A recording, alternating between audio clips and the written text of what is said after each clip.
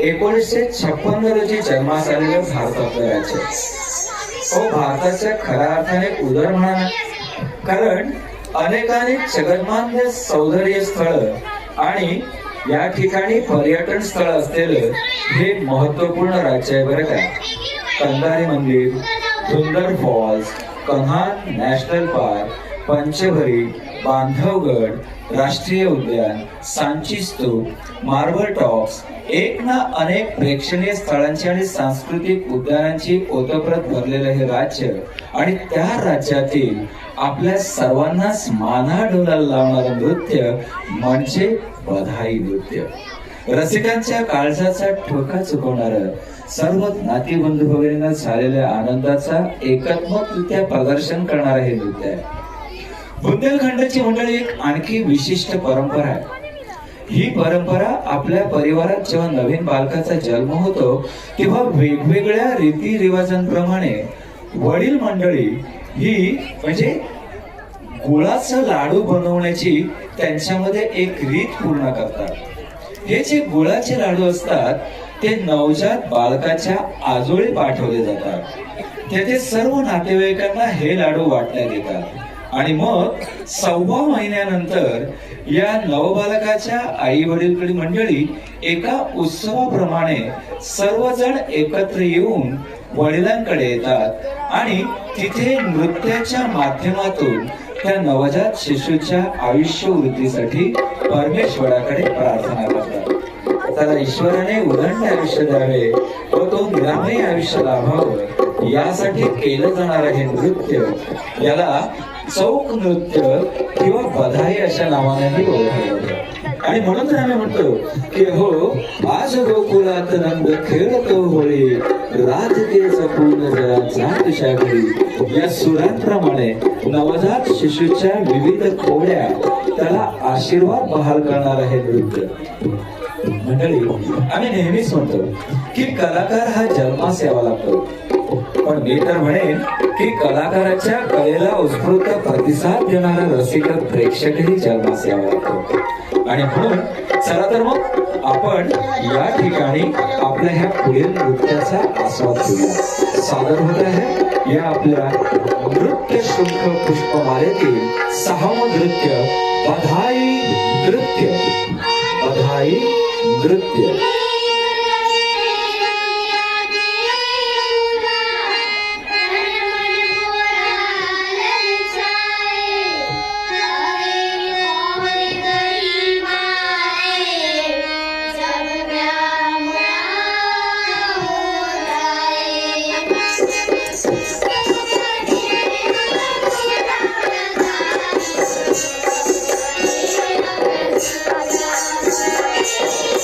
Bye.